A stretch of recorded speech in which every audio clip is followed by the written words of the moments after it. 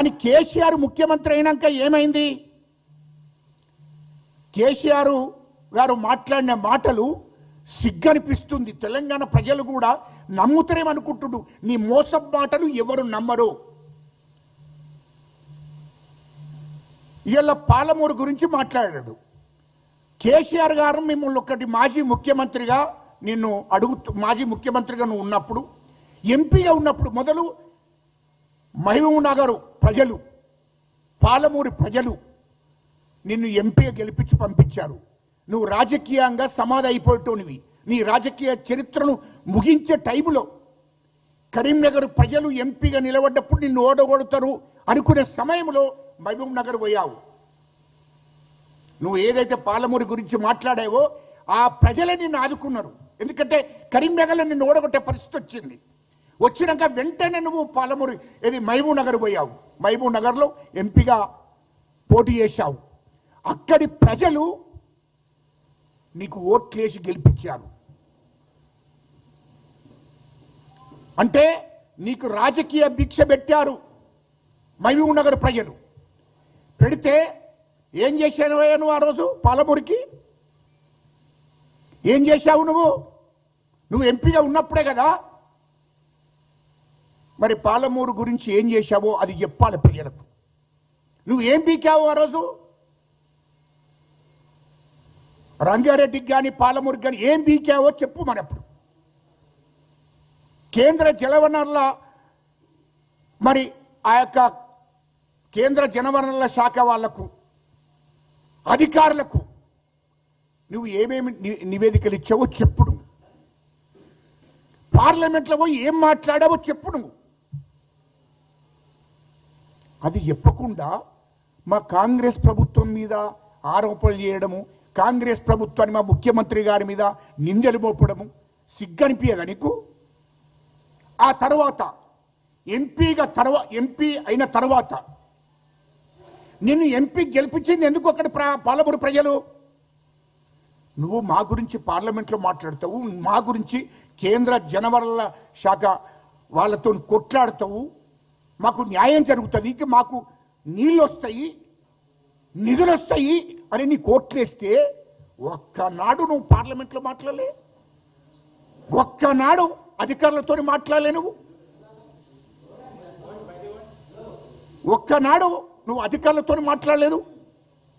మరి మాట్లాడకుండా మా ముఖ్యమంత్రి గారి మీద ఎందుకు నిందలేస్తున్నావు? మా ముఖ్యమంత్రి గారిని మాట్లాడే హక్కు నీకు ఎక్కడిది? రెండోది, ఇవాళ నువ్వు ఆ రోజు 2014లో ముఖ్యమంత్రి అయినవు కదా, ఏం పీకావు? మరి పాలమూరి రంగారెడ్డి ప్రాజెక్టుల గురించి ఏం పీకావు? 10 ఏళ్ళు ముఖ్యమంత్రిగా ఉన్నావు నువ్వు. హరీష్ రావు అనేటోడు నీటిపారుదల శాఖ మంత్రిగా ఉన్నాడు. ఏం పీకిర్రా మీరు? మామార్లంలో ఏం పీకారు? ఎందుకు వేయలేదు మీరు? ఇవాళ గోదావరి గురించి మాట్లాడుతున్నావు, కృష్ణా నది నీళ్ళ గురించి మాట్లాడుతున్నావు, శ్రీశైలం నీళ్ళ గురించి మాట్లాడుతున్నావు. నువ్వు ముఖ్యమంత్రిగా ఉండి నువ్వేం చేశావో తెలంగాణ ప్రజలు మర్చిపోయినరా? గోదావరి నీళ్ళు ఎప్పుడు తీసుకుపోయినరు? నువ్వు ముఖ్యమంత్రి అయినాక. కృష్ణా నది నీళ్ళు ఎప్పుడు తీసుకుపోయినరు? కృష్ణానది నీళ్ళు ఎప్పుడు తీసుకుపోయినరు? నువ్వు ముఖ్యమంత్రి అయినాక. శ్రీశైలం నీళ్ళు ఎప్పుడు తీసుకున్నారు? వాళ్ళు రాయలసీమకు ఎప్పుడు తీసుకున్నారు? నువ్వు ముఖ్యమంత్రి అయినాక. అప్పుడు ఏం బిక్కావయ్యా?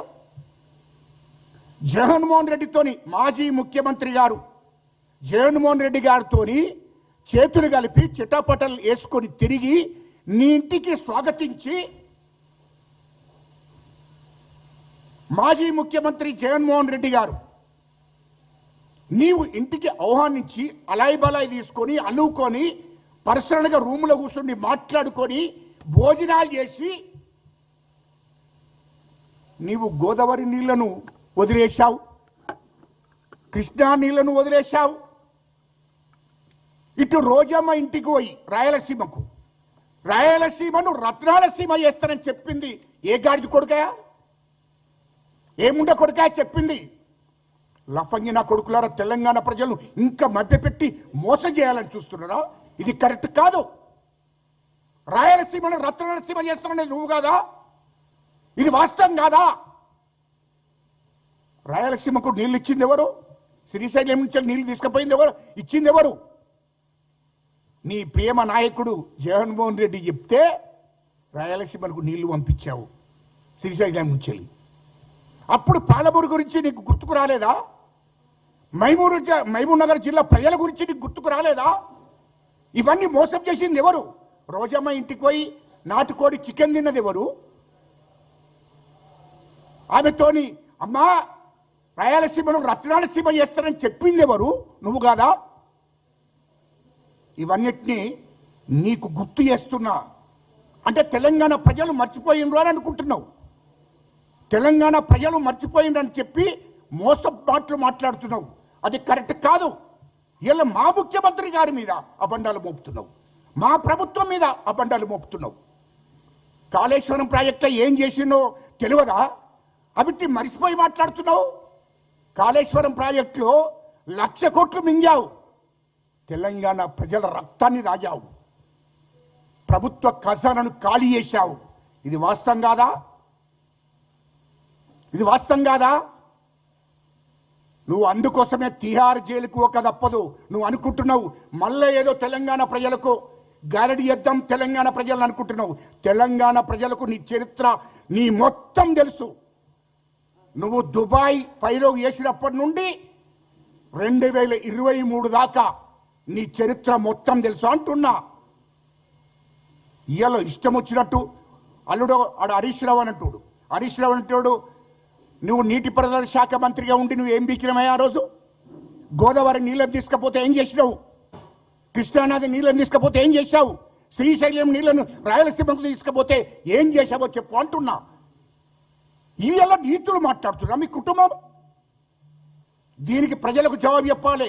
కాళేశ్వరం ప్రాజెక్టులో విచారణ జరిగింది. ఇవాళ కేంద్ర ప్రభుత్వానికి సిబిఐకి పంపించడం జరిగింది రాష్ట్ర ప్రభుత్వము. అది విచారణ జరుగుతుంది. 1,00,000 కోట్లు మింగావు.